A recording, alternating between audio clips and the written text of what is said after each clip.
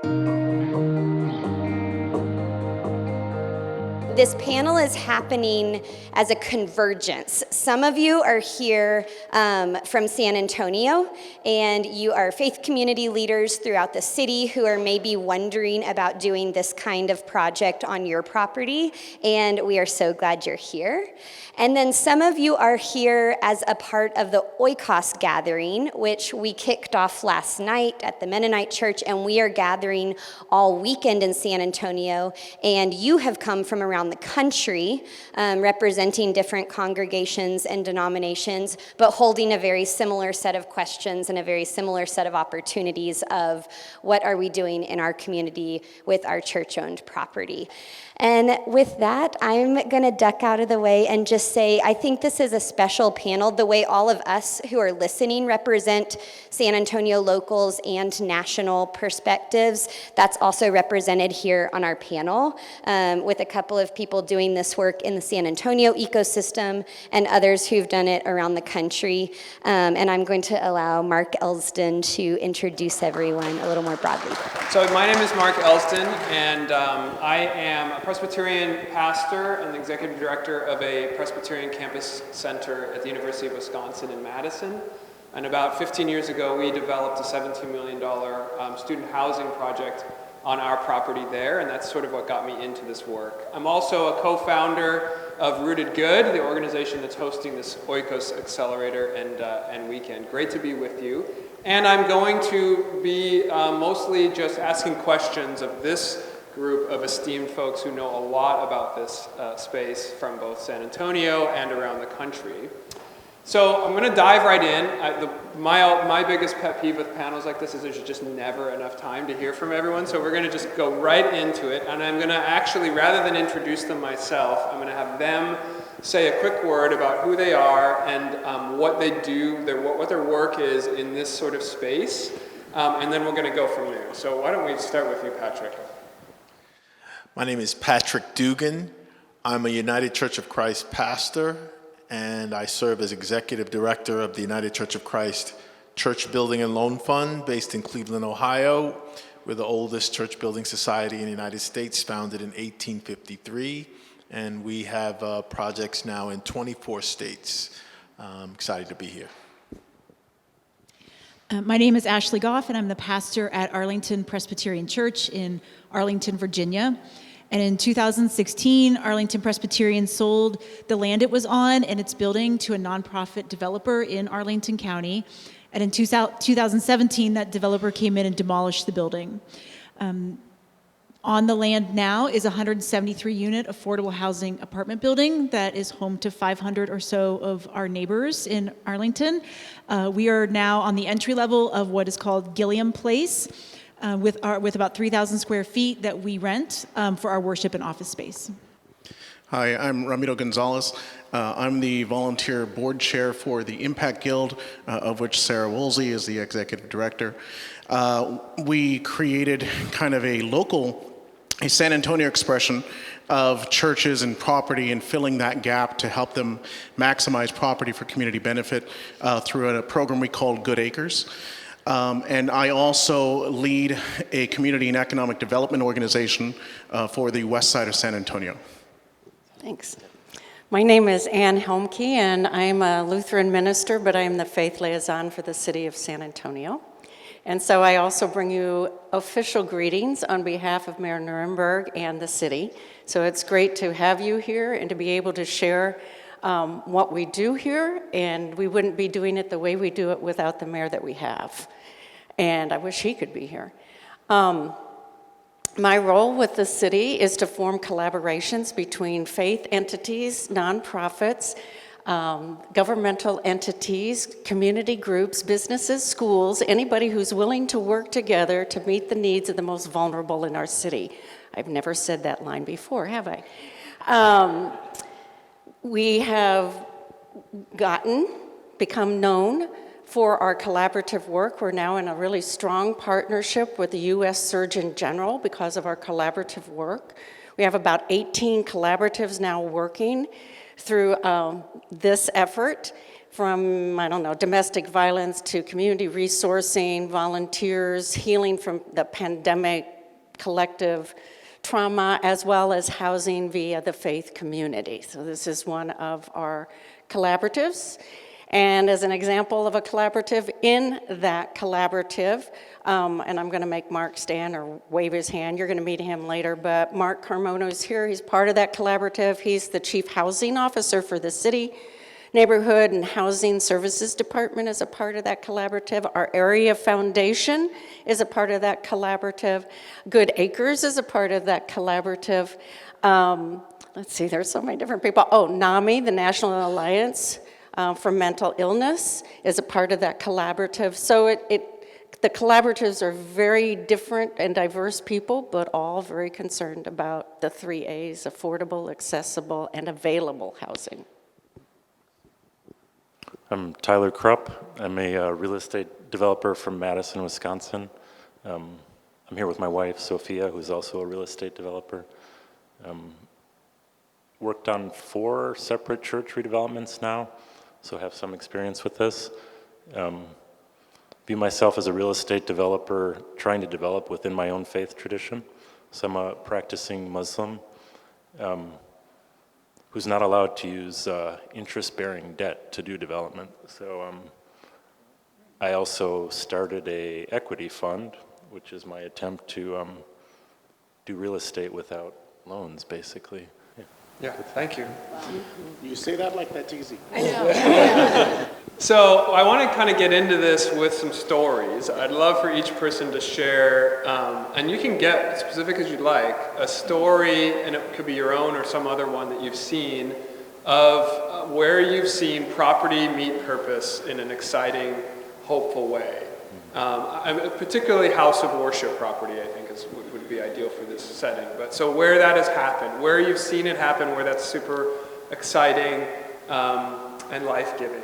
And then perhaps also, where is there a story, and maybe it's the same one or a different one, where there's a cautionary tale of some kind. So as we venture into these waters, where has there been an example of, oh gosh, that really didn't work well, or that could have worked really better, or whatnot. So, but let's start with the hopeful ones and get into it that way. Maybe Ramiro, if you would start from the San Antonio context, that'd be great. Sure, absolutely. So those who may not know, San Antonio is actually the most economically segregated city in the country.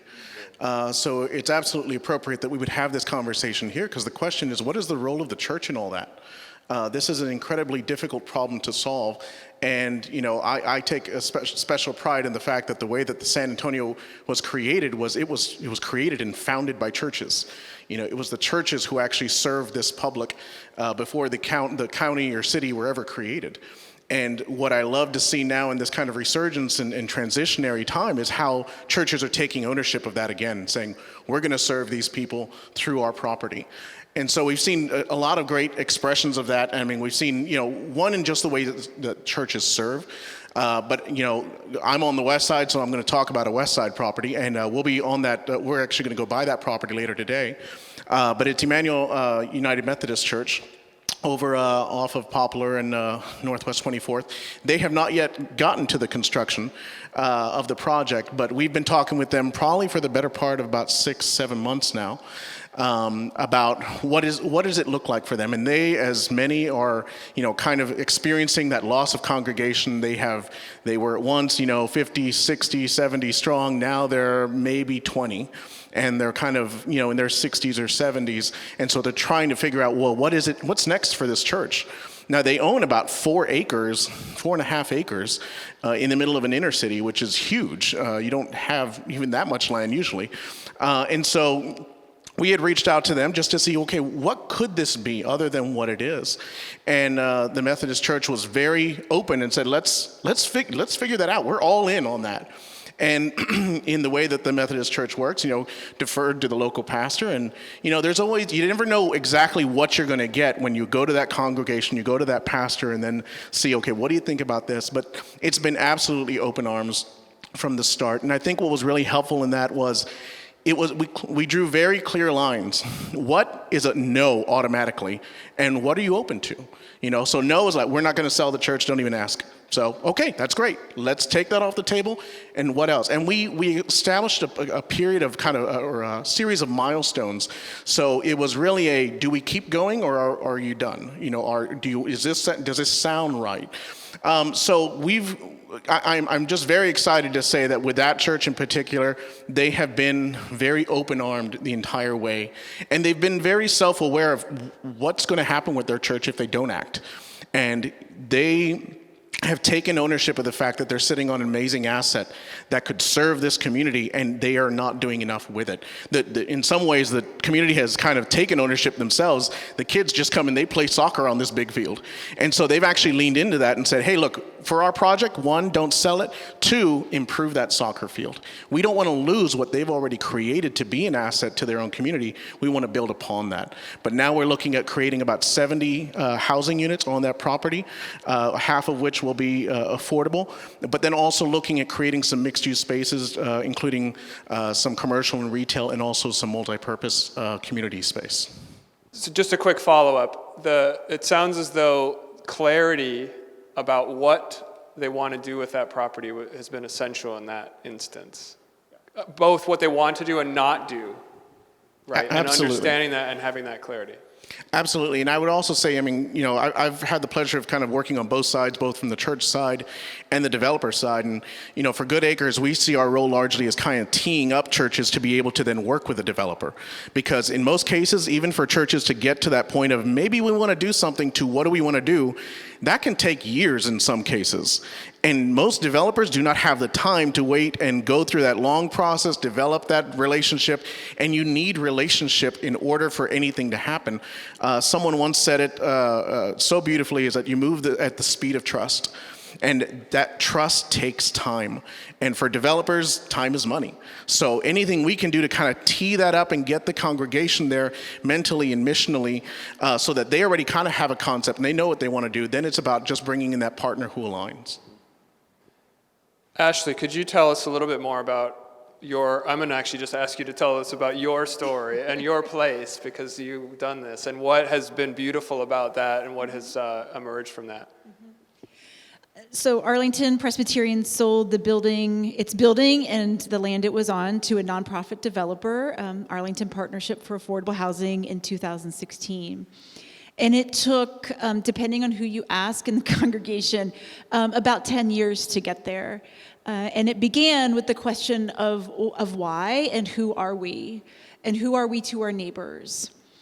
And there were a lot of discernment processes that the congregation went through from the Presbyterian Church. They had a coach, right? So there was a lot of intentionality.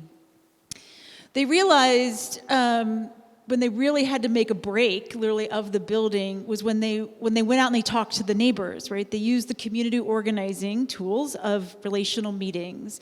So they rode the buses, they set out a table on Saturday mornings and with donuts and asking people, how are things along what's called Columbia Pike, which is one of the main commercial drags in Arlington County. And so they asked people about, their own lives and where they work and all those nice things. But the intention was to hear, what people, basically what it came down to was that people could not afford to live and work in Arlington County, and they wanted to do both. And the congregation will say, I got there in 2018, so I flip back and forth between they and we. They will say that broke their hearts. And they realized with the imagination, those stories allowed their imaginations to grow. And they realized that the old and the new were incompatible with each other. And so the building had to go, because the call from God to do something about affordable housing was bigger than the building itself, right? That's a direct quote from a church member. So it was a very hard process, but it was a faithful process, and it was a call from God. And so they didn't do it to get the money. They didn't even do it for their own survival. They didn't do it to sustain anything. They did this to provide homes for the neighbors. And that vision held, even though 2/3 of the congregation left, but that vision held when it was very, very hard, because it wasn't about the money. They did get $8.5 million for the land. So there's a lot of joy in this story, and there's also a great amount of heartache in the story. And they would say that they would do it again. There's a cost in this. But there was a bigger cost of not doing anything. So to jump to the second question of what's the cautionary tale, it's not doing anything. And the caution is to maintain the sameness and to think the old and the new are compatible with each other, which they are not, says those of us in the New Testament, says the old and new wineskin. And the cautionary tale is to maintain the status quo. And that's what they didn't want to do. They also wanted to disrupt systems of hurt and harm in Arlington County. And that was the system of how housing has been created and sustained through zoning and through exclusionary practices. So I will also say, if you want happy clergy, you demolish your building and you create something new. So just a quick follow-up on that. We even in our language around the word church, we just coalesce, condense. What is church? Is church the community? Is church the congregation? Is church the building? We don't even have a way of separating that in our language. And you've actually separated in a very dramatic way the community that is the congregation from the church building. And you just say a couple sentences about that. That's really well. I think we have a very idolatrous relationship with our church buildings, right? There's an incredible attachment. I think that's really steeped in colonialism. That's steeped in all these supremacies that we have. That we are our buildings, and we certainly need physical space. Physical space is very important, right? We're not going to just be nomads. Like, that didn't work for anybody, including our first ancestors in the Bible, right? They too had to find a place. So yes, I mean, that was what was so difficult about about demolishing the building, was the sense of attachment, and this is who we are. And that is where the church has done a great service over time and generations, right? Is defining ourselves within walls and upon walls.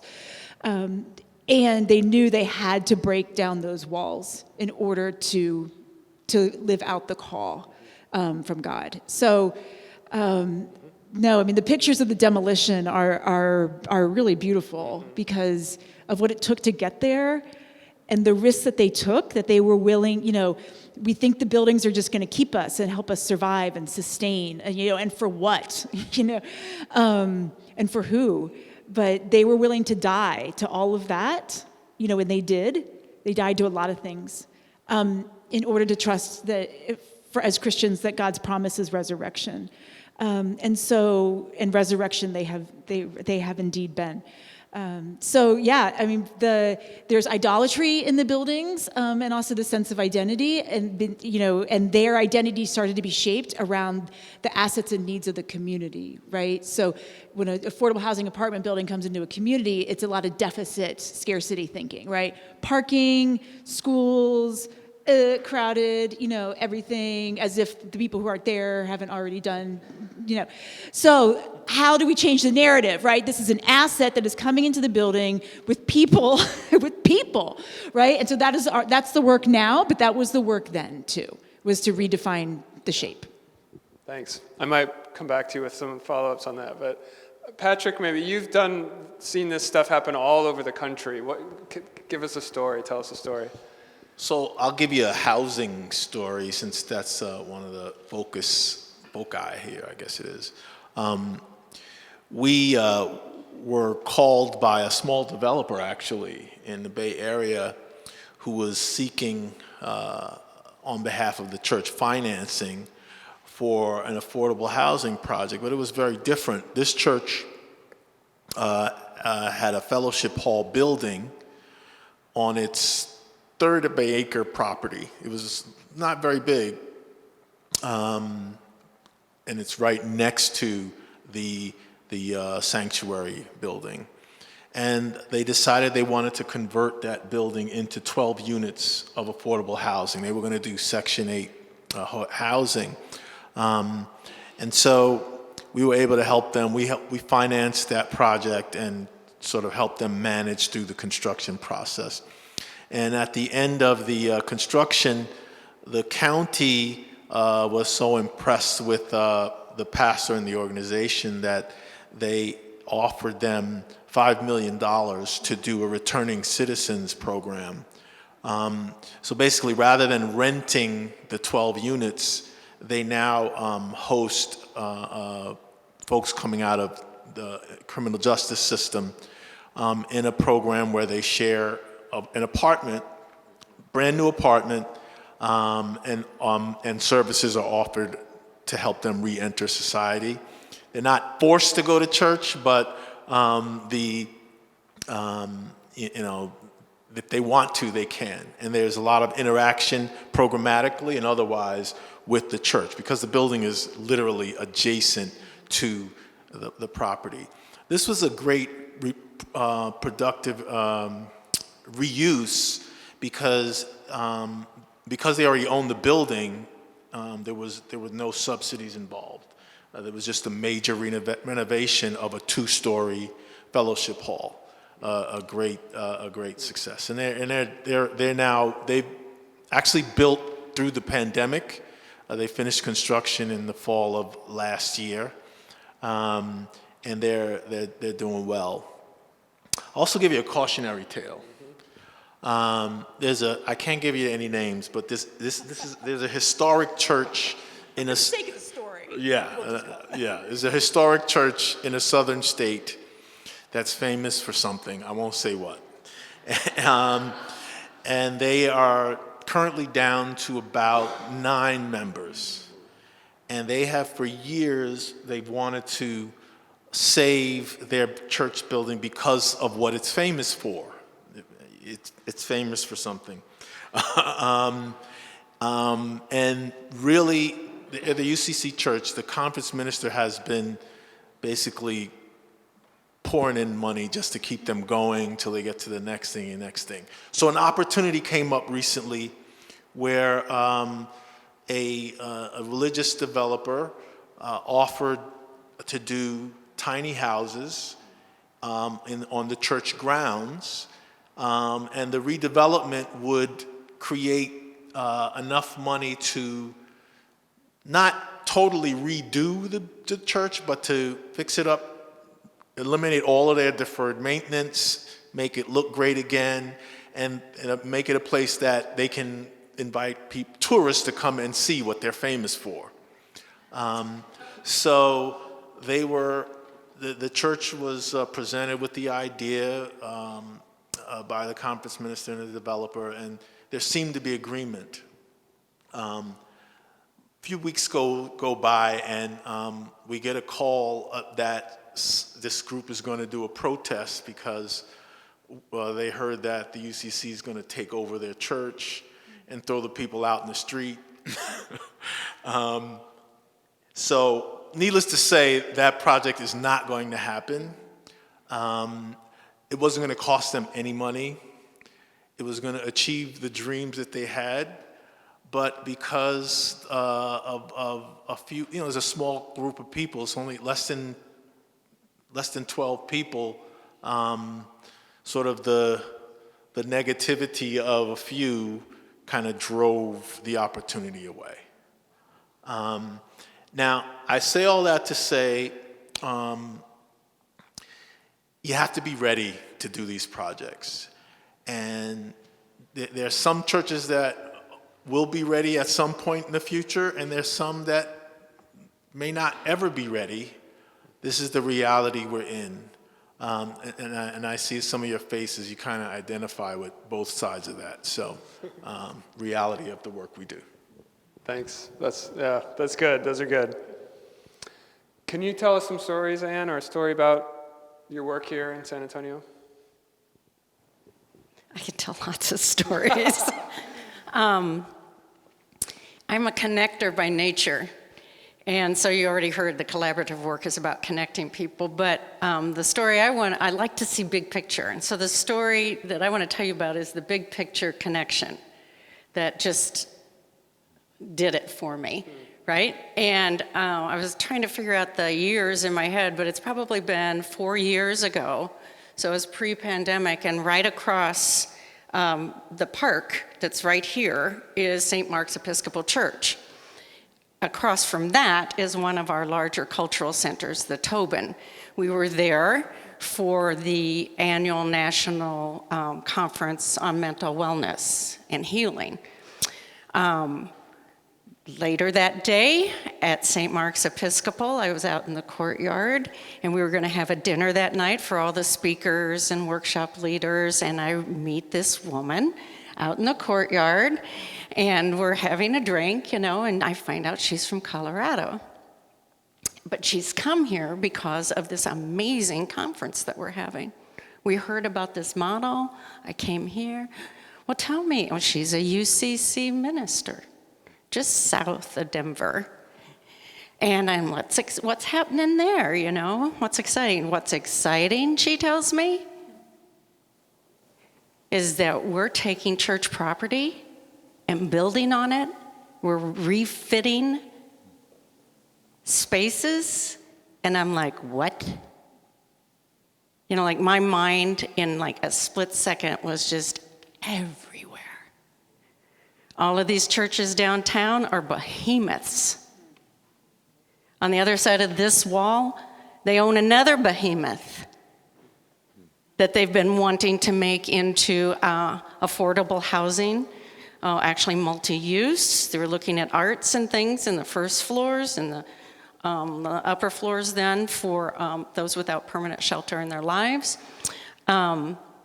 So, I know all these congregations, and I'm just like, what? I'm like, tell me more about that. What does that look like? Who does this? Who organizes it? Interfaith Colorado, right? So, I am in. This is the most exciting, hopeful thing I was like, this is it. This is it. It's the it thing, And so that was in August.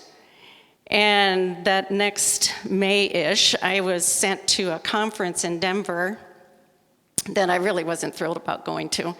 But an old friend of mine, a community organizer from here, had been stolen away by Denver. And so I called him, and I went a day early because I had heard that St. John's Cathedral, those words are important, St. John's Cathedral in Denver was the first one that did this thing in a parking lot that they never used or hardly ever used. So I knew it was there. I called my friend. I said, I'm there. I want to meet you, see how things are going there, So there's this great little coffee shop. And I said, sure. So we meet at this great little coffee shop. I look on a map, and what? It's 4 blocks from this place that was built at St. John's Cathedral.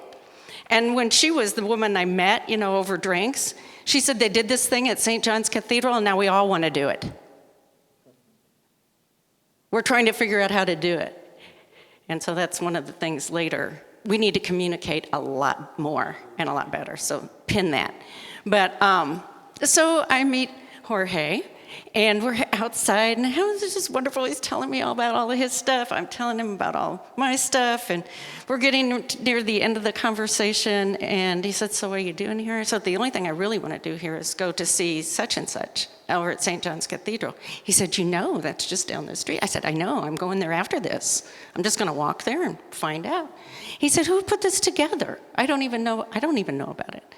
I said, it's Interfaith Colorado. He said, you won't believe this. They're downstairs in this church. This is where they office, right here. I'm like, what? So he hauls me downstairs. Are you getting the connection? So for me, when things like that start to happen, it's like, follow the energy, right? There's something mysterious would be probably the best theological term that's happening. So he takes me downstairs, all this conversation happens, and the guy who's leading it is from Texas, young guy, and he said, what are you doing here?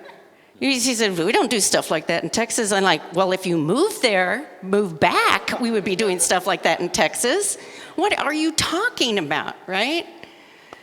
So that's one half of the story, but I do go and I visit this place, brand new. It overlooks the labyrinth that's part of St. John's Cathedral. beautiful glass wall, looks right out onto the Capitol building, right?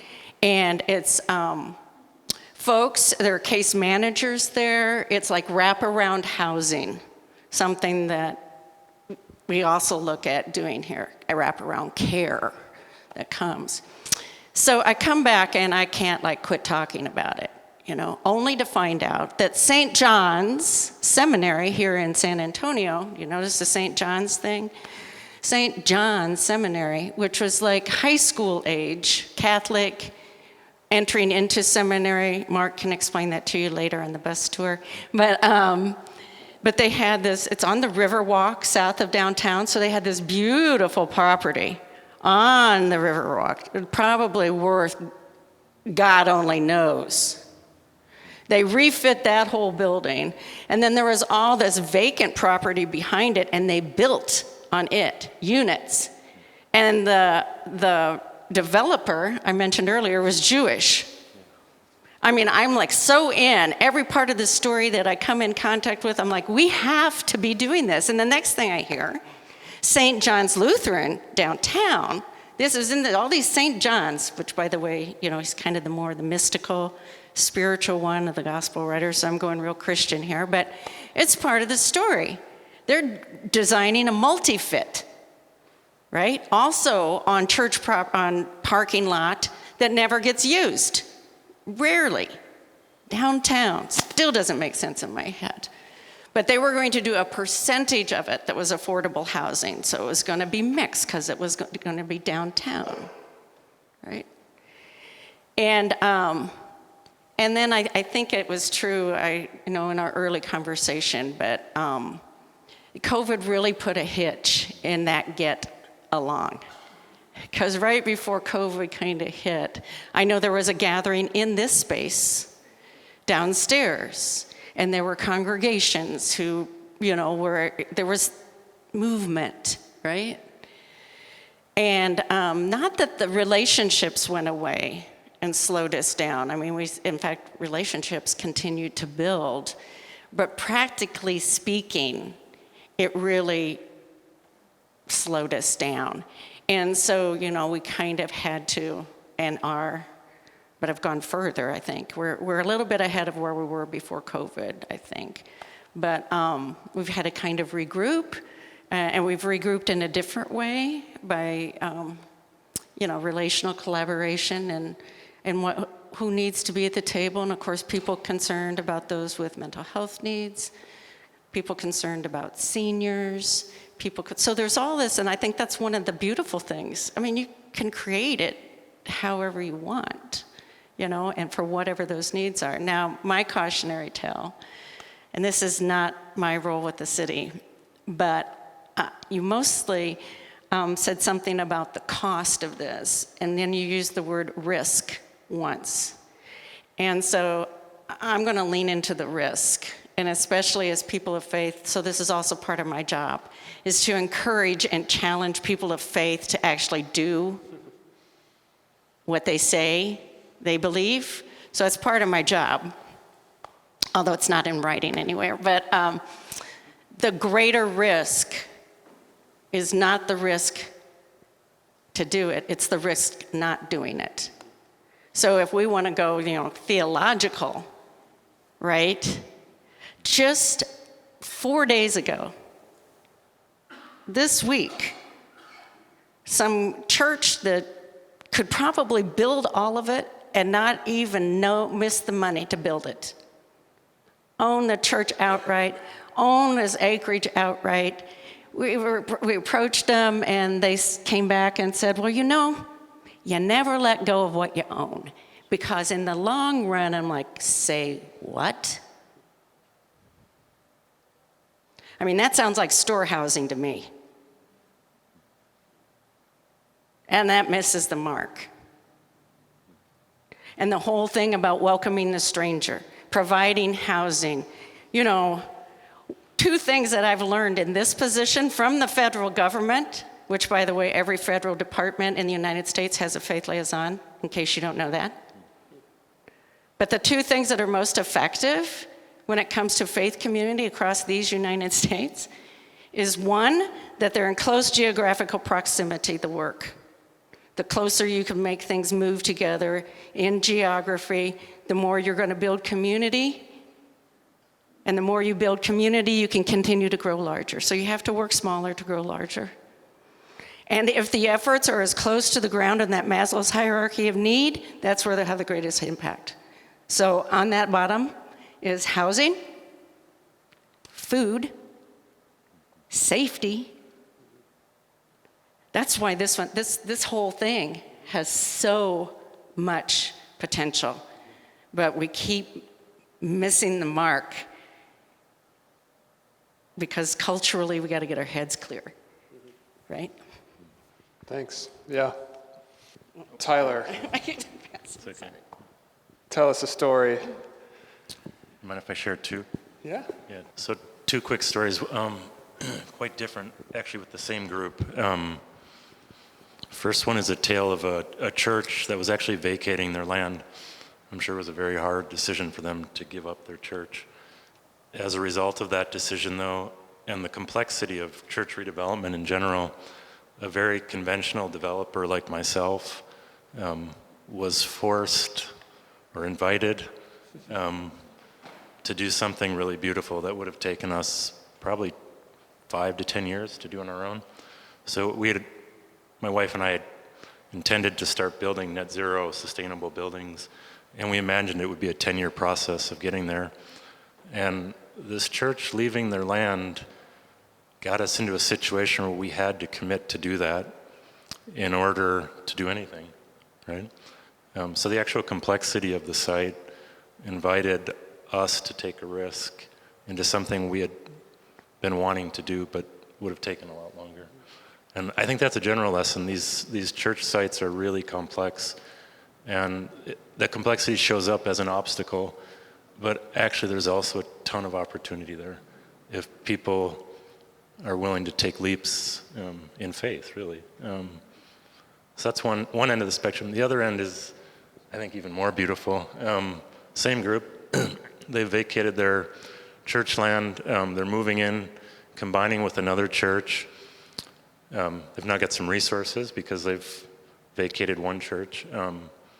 Imagining together what good they might do on this new combined church land. Starts out with a conversation, what can we do on our land? Interesting things, but fairly limited, fairly constrained. Very quickly what opens up is a much broader conversation, and the church allowed this to happen, actually. I don't think all churches would allow this to happen. We discovered there's a lot of people who want to do good in that neighborhood with this church. And so all of a sudden we're talking to the neighborhood alder. We're talking to a nonprofit, talking to the city staff, right? Talking to the area community land trust. A bunch of people who don't normally talk to each other have been invited in to a church's property to imagine together, not what they could do there, but sort of what we could all do together there. And it's really miraculous how possibilities expand when you bring people together in a conversation oriented around the good, basically, right? Yeah, so I think that's what most interests me. That doesn't happen a lot in my world, right?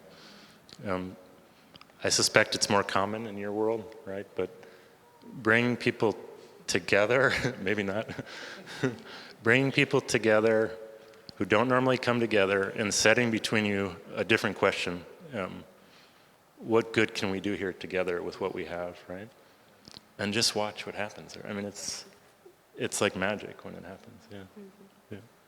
So I want to turn a little bit here. These are all fantastic stories. I want to turn a little bit to a conversation about getting into this work and how do we actually do it. And so a number of comments have been made along the lines of churches need to be ready for this, right?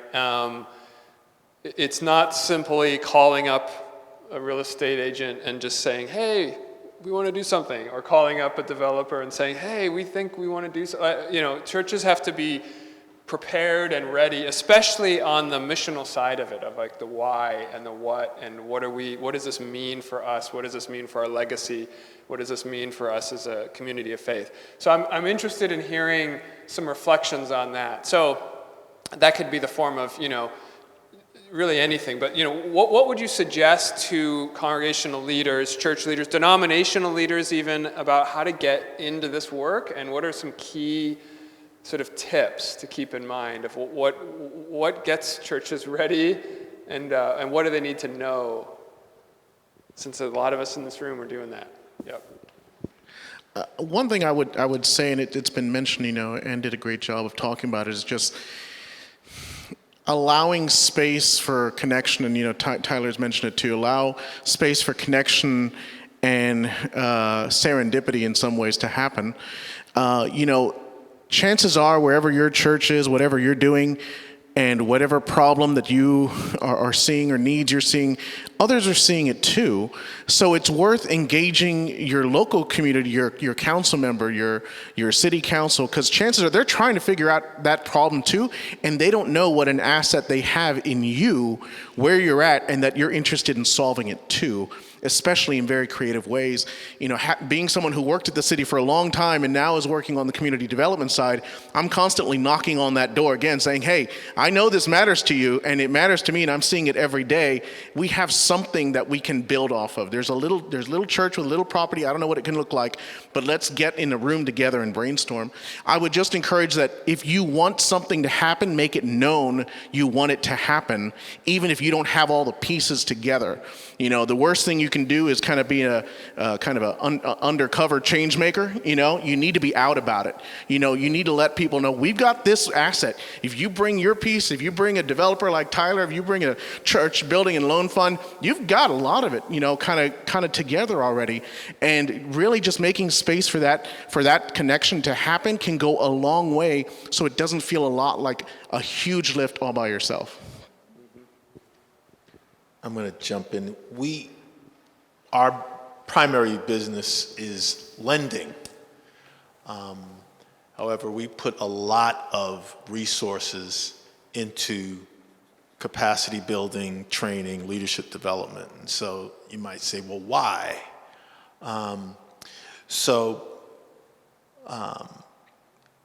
It's important. Most of us who are in church or in churches right now, the news that we're hearing is about how we're failing, right? Decline, fewer members, nobody wants to go to church anymore. Have you all heard those stories? So we start, and so a lot of what motivates congregations is fear and worry and the end is near and all that kind of stuff. The reason we spend a lot of our resources in training and capacity building, we train about 800 church leaders a year, is because that's really where your project has to begin, in your thinking, in our thinking as congregations. We have to change, we have to deal with tradition that we've lived with, some of us our whole lives, that is coming apart at the seams around us. And the way that we do that, and you talk to me for 5 minutes, you know what I'm going to talk about. It's about your mission.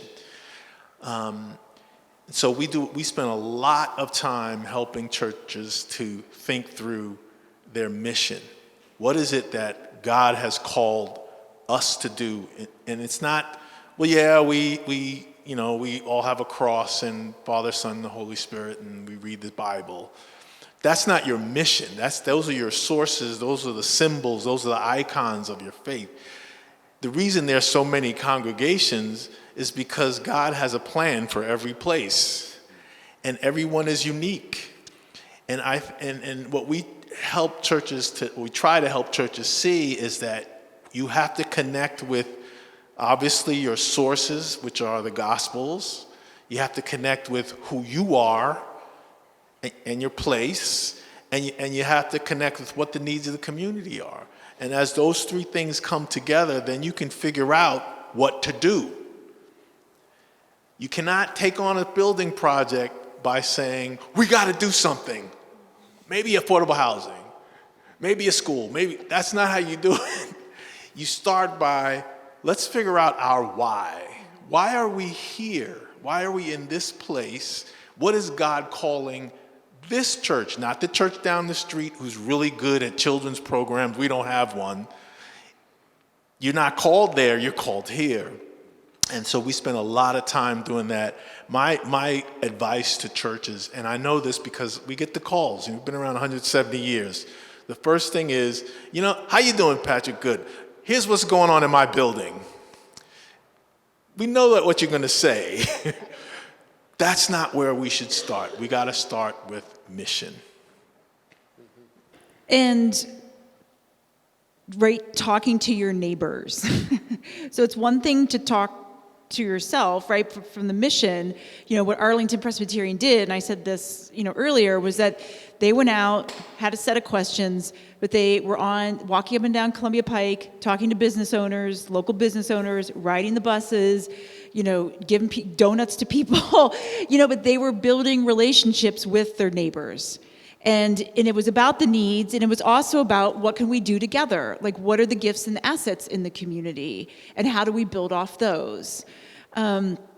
So I just think that is just the crucial thing in all of this, I'm totally blanking. Mark, what's the question? No, you're answering the question. All of a sudden I'm like, how do you blank. get into this work? How do you get into it? Go into your neighborhood. Go into your neighborhood. Yes. Go Amen. into your neighborhood. Go into your neighborhood,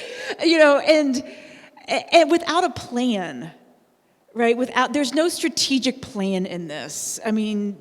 You just can't, because if you really trust in the process, you don't know you don't want to predict what people are going to say or control what the outcome is going to be, because it's out there. You just have to connect with it. And so one of the gifts of Arlington Presbyterian was that they didn't really have a plan. They just knew what they felt called to do. Other people helped create the plan, right? But the experts helped them create the plan. But they just really unhinged themselves from determining their future. And they really put a lot of trust, right, in the holy to guide them in that. And so they're just, yes to all that. I want to add to that, because what's all being described here is collaboration. And Tyler, you voiced the key question. And so when you go out into neighborhood, or you gather together as different organizations that converse, to be in same verse of what can we do together for the greatest of good? Beyond our own self-serving, whatever we got going on, right? What can we do together? That not only inspires people, it powers them, right? It's like, what? You're going to ask me what we think we could do here? And so that also ignites another thing, which is the greatest nation on the planet, and that's imagination. Because what happens in those collaborations, suddenly not only are you sharing resources, expertise, knowledge, funding, whatever those resources are, access into leadership, it's all those things, right? But you've got this great imaginative stuff sitting there that no one's ever said, what do you like imagining? We've got somebody in Austin now who in less than 24 hours can 3D print a housing unit for less than $7,000. Why aren't they here? Think about how many you could do this week. There are tons more examples, mind you, but that was about as far out there as I could think of. I was like, whoa. And you listen to the guys who put that together from the University of Texas, go Horns. They're young, they went to UT, they are so excited. Their vision in the world is to eliminate homelessness globally. That's imagination. That's not just mission. That's exactly what we were called to do. We were created that way. And we put things, this whole separation of church and state stuff that we live in, it's right up here. People gather in the pews, and they represent every societal sector. You're going to have real estate developers sitting there. You're going to have loan officers who know like everybody. You're going to have elected officials. You're going to have health. You're going to have it all. And people come through the door, and it's like they forget they do any of that. There are specialized skill set of volunteers to like make it happen, right? And the reverse happens as well, by the way. So when there are like city-run, city-fied meetings, right? People come in, 90% of the people who come into that meeting are people of faith, and they forget about it. I represent a developer. And are you a person of faith? Oh yeah, but. That's what you bring into it, right? Suddenly you have this mixture of people who are asked, what can we do for the greater good and for our children? It isn't about us. We just got to get over ourselves, right? It's not about us. I'm actually struck, the song, This Little Light of Mine, Hide It Under a Bushel, is like rolling in my head. Both of your comments are about that, right? In that, don't hide the question or the idea, the thing you want to do, and don't hide the imagination and the assets and the gifts. Sometimes we do that in the church, I feel like. We hide both those things, both sort of so we're just sort of hunkered down. I'm going to name it. That name is false humility. Yeah. Especially for Christians. Because we miss this one little Bible verse where Jesus said, you will do greater things than I ever did because you're going to live longer. You're going to have a lot more knowledge. You're going to have a lot more people. You're going to have a lot more connections. So you're going to do greater things. I don't know how many. I just heard it 2 days ago. Somebody said, but I'm not Jesus. I'm like, hello? He tagged you. For sure enough, you are.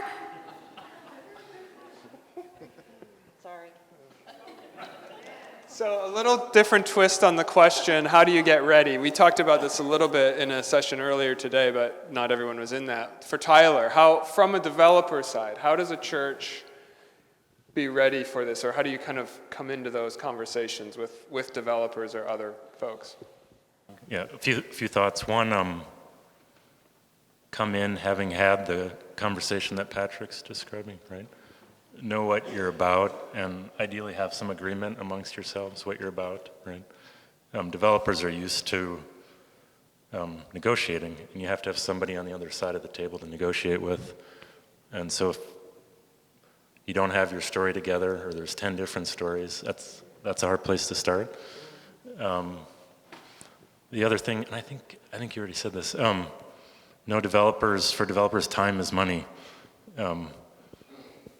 Get your story together and be ready to move, right? If you draw this out 2, 3, 4 years, you're going to lose your developer partner pretty quick, right? So know what you're about and be ready to move on that. I mean, that's easier said than done. I think the third thing I would add is, and know your role in this process. Mm-hmm. So if we're going to develop for the greater good, not just to survive or for profits or something, somebody actually has to stand for the greater good in this process, right? And that's your role. I mean, don't count on developers. I mean, maybe you get lucky and you find one who cares about it. Don't count on politicians, sorry. Maybe you've got a great mayor, but not always. I mean, those actors want to orient themselves around the good, but somebody has to stand for the good.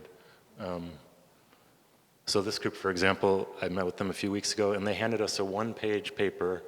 Here are the 8 things that we're about. And they're all beautiful, good things, right? And the invitation was, now orient a project around this, right? Okay, I can do that. Bankers can do that, right?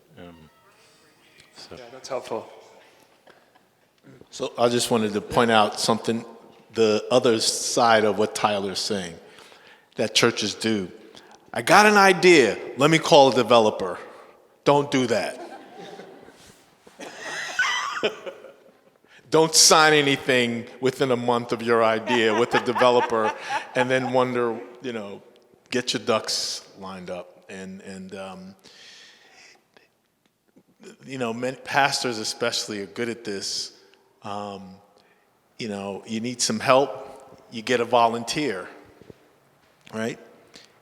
That's not what you want to do in this. You want to really figure out through talking with the community, through being clear about who you are, and then you seek the expert help. Because our and I love what Tyler said, that's our stuff. The good of the community, the meeting needs, all that's our stuff. Let's be good at that and then call in professionals to do the technical work. So that's a really important point. I was going to head in that direction, actually. I've noticed there's a tendency to be afraid of what all this involves from the part of the church. And I think sometimes, there's lots of reasons for that, but I think one of the reasons is churches are really good at managing themselves and have managed to do a lot with a little and with volunteers for a long time. They cut the grass, they shovel the snow, they set out the communion elements, all that stuff, right? And so then you start talking about building something or creating a nonprofit or doing co-working, and they're now envisioning, am I signing leases? Am I taking out the trash in all these apartment units? They're starting to go down that road. And I think there's a sense of needing to back up and realize what role the church does play, because that's not the work of the church to do all that stuff, or the members to do all that stuff. There's people to do that, right? There are developers, there are attorneys, there are bankers, there are property management companies, and there are all sorts of other players in the mix. And once you get into these sorts of projects, that's part of what they involve. And so while we've been putting kind of a lot of pressure on figure it out, you do this, do that, there's also an element of you don't have to do all of it. You're not doing the entire thing A to Z. You're gonna be bringing along other players. You're gonna be purchasing, hiring, partnering, whatever it might be. The church we were at this morning, for those of us in the Oikos Accelerator, seeing the gardens, that somebody else is going to be working on that. Somebody else built out that space for the college students to stay in, not the congregation members themselves, that kind of. So, I don't know if you want to add to that at all, or you guys have thoughts on that, yeah. Just one thing I did want to say, I absolutely agree. Partnership is everything in these. Look as much as possible for who are the partners you can bring into it. And that extends also into as you do your community engagement. I would say sometimes we immediately want to do a kind of big town hall with the community and bring them all in and have the conversation. It's usually far better to find a few strategic champions in your community, get them on board, because then they become your evangelists within the community. And there's a saying that there is no ownership without authorship. So by bringing them into that and helping develop that plan little by little and starting to kind of bring in that support in chunks, by naming some champions in the community goes a long, long way than a giant town hall that just suddenly, it becomes a little too us, them kind of conversation. The other thing I did also just want to name is, and Ann just reminded me, is that it was actually about 3 years ago today, we sat in this church, down actually where we had lunch, and had the first mission-driven development summit here in San Antonio, and pulled together about 45 churches, and that was in partnership with the city of San Antonio. Good Acres had just launched as a result of that. And so it gives me all these warm fuzzies to have everyone back here, having these kinds of conversations. And, I think 2 months later, COVID hit. So it kind of put a stall in everything, but the fire has not died in any way. If anything, it has only grown, and it's because of, champions in our community like Ann, like Mark and Sarah and others who keep that fire going. And now there's so many who are sitting and saying, hey, now what? What do we do? What do we do next? What do we do next? So there's fire around it. And I can't encourage enough that, the more you can have conversation, not only with those who might be your stakeholders, but also the people in this room who have already done it, quite frankly, are your biggest assets. The fact that you're in this room today and you can get the contact information of the people sitting in this room who have done it, they can walk you through that already. And that already is a massive asset that you can take forward to actually deliver a project. I want to add something that I heard from Interfaith Colorado. I believe, and I operate currently with about 650 very committed San Antonians who are all volunteers. So I'm going to say something about volunteers. It isn't an all-volunteer effort. It is an all-people effort, right? People in the pews are just not even in the pews. Some people, believers or non-believers. There are people out here who are so committed to community and to future, and they're just dying for somebody to take the real assets they have inside of them and go from there. I mean, I got tons of information on that. But, so there are two buts in this one. So that was a but to the experts and, all of that. But highly skilled volunteers. But Interfaith Colorado, I don't know where they are right now in their process. I haven't stayed abreast of that. But when I was there on that magical mystery tour that I went on, they had an idea and were working on it that I think is brilliant. And I still haven't seen anybody do it. Now, they might be doing it. Somebody can contact them. Maybe I should. But what they were proposing was to develop teams that were bridges. In other words, there were, I think, 4 teams. One was a conversational team that would be available, and I kind of think that that's what Good Acres is, that it's available to congregations who are interested in talking about and going around this. Those teams were made up of highly skilled volunteers. You put out a plea and say, we're putting together 4 teams, all that can help congregations have conversations about what they can do with their property.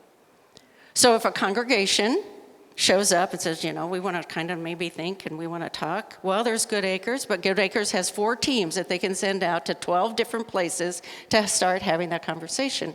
The next team, there's another team. So these are all different teams, right? The next team is about money development. Now remember, there are also some of these people sitting in those pews, but you got a team ready. So once your congregation gets past that kind of conversation, but where are we going to get the money? How's that going to work? Well, there's a lot of different opportunities out there, and there are people who know those kinds of systems. That becomes a team. Okay, so we've decided we want to do something with our property. We're thinking about building on that parking lot. We're going to put a car wash in the bottom. That's going to be our economic development. We're going to have whatever in community on the 2nd and 3rd floor. And the 5th through 10th floor, that's all going to be for seniors. And it's going to be right outside our door here. Right? But we want to build it, and we don't have any money for that. So this team shows up, and they help that congregation. They already know these things. They've been practicing them. They're not paid staff. These are people who have the skill sets who are waiting and sitting out there trying to put them into play. But we can send them out. It multiplies Good Acres work by however many times. The next team becomes the developer, the architect. This is what we're looking at. This is how we flesh that out and everything. And then you build the thing. The last one, the 4th team, is like, how do we continue and sustain that? What is that wraparound care? Who's going to be partnered with to run that car wash?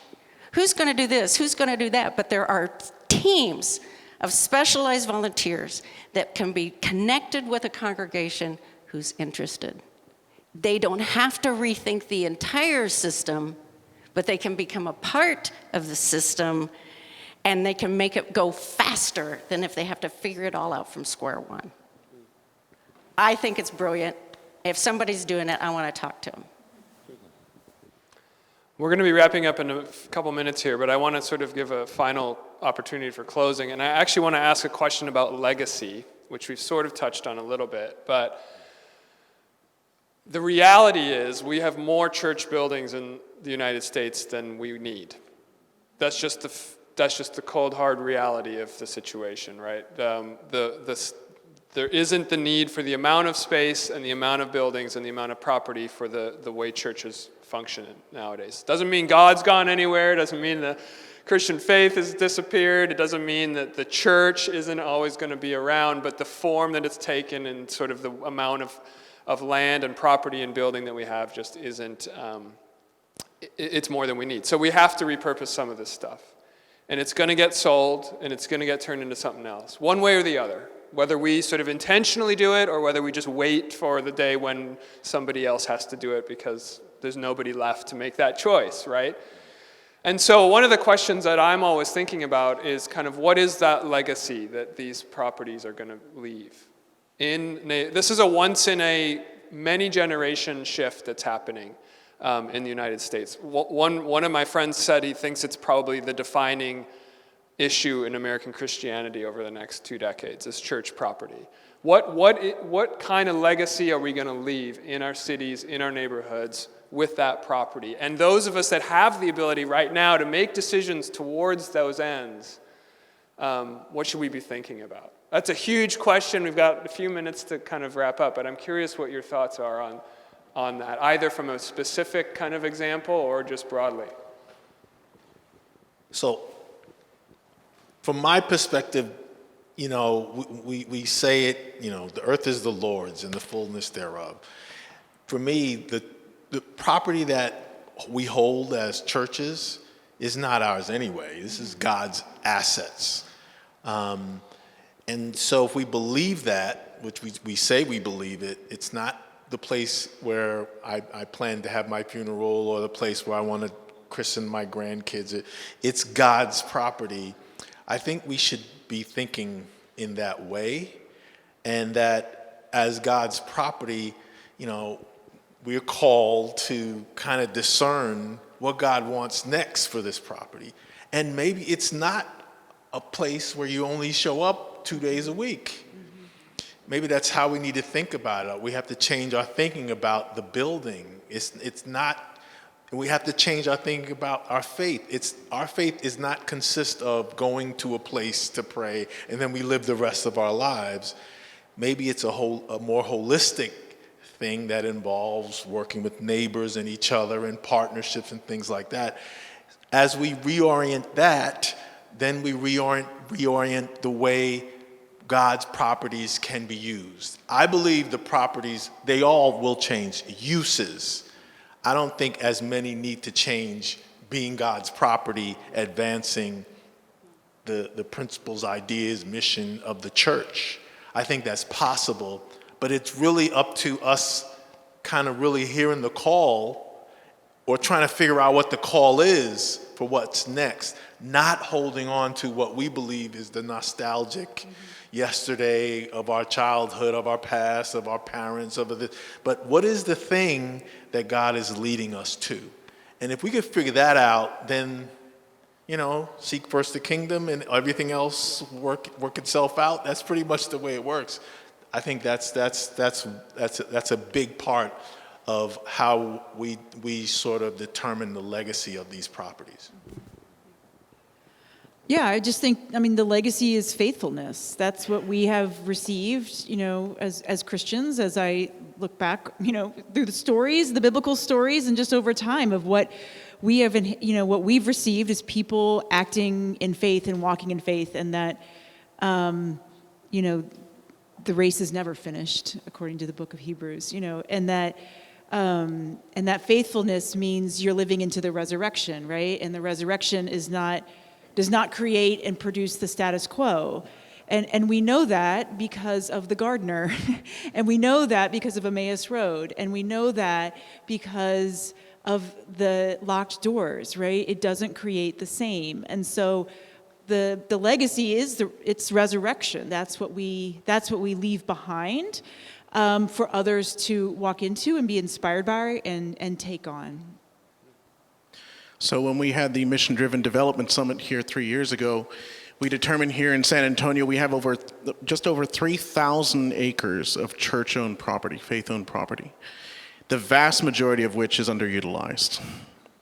We then determined that from those 3,000 acres, if leveraged towards affordable housing, we could house 100,000 families just on the church-owned property.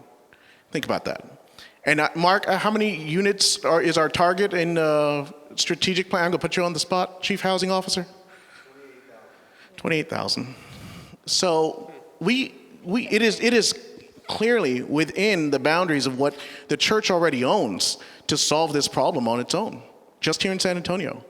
And by the way, there's over $4 trillion, with a T, $4 trillion of capital that is sitting in negative earning interest accounts, in your savings accounts, nationally.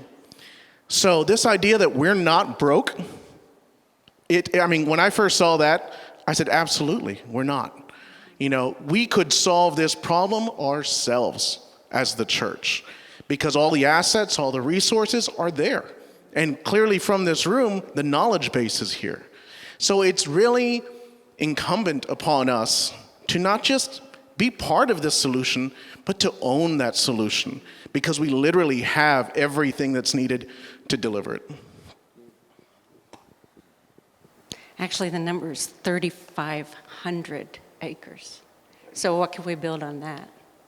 We have about 1,400 congregations in San Antonio, largely empty. One of the biggest mistakes I think that the church ever made was that it laid a brick. I was from forever raised that church is people. You remember that turning point in history that we point to and call it Reformation? I'm Lutheran, so yeah. So, nailed that into the door. And in terms of legacy, and I take this very seriously, in terms of legacy, I want my children and my grandchildren to be able to tell the story. I was there during the transformation. I was there. And not only was I there, not only did I hear about it, but it was happening in our house. I watched while mom and dad did this or that. I didn't read about it in a history book. I was there. I probably shouldn't answer this, but I'll throw out two thoughts as a non-church member for how I think of the legacy of church property, potentially. One of them is just echo what you said. We've got an affordable housing crisis in America, and nobody has a solution how to solve that at scale. And churches in America are sitting on the property to solve that problem. If you could get together, it's beautiful to do them one by one, but when I see 100,000 churches that may need to transition, and I see how affordable housing doesn't work in America, I basically see the solution to affordable housing in America in your property. The other, perhaps more abstract legacy I see is, as a practicing Muslim, I view Christians as having a responsibility in America. Historically, you're the stewards of sacred space in our neighborhoods, right? That's not to ask that you maintain your spaces, but I think there's a real opportunity here to transition the properties in a way that honors your historical role in stewarding sacred space. And to me, all that means is when you make that transition, ask, what would God want here, right? And if you do that, I think you're stewarding sacred space in transition, right? And that's to be contrasted with acting out of fear, acting out of necessity, right? To me, that's not faithful to your legacy in America of holding sacred space. Yeah. I think I'm going to end it right there. What would God want? That line right there of answers was beautiful. Thank you. Thank you so much for being here. Thank you for pouring out to this group. Give them a round of applause and thanks.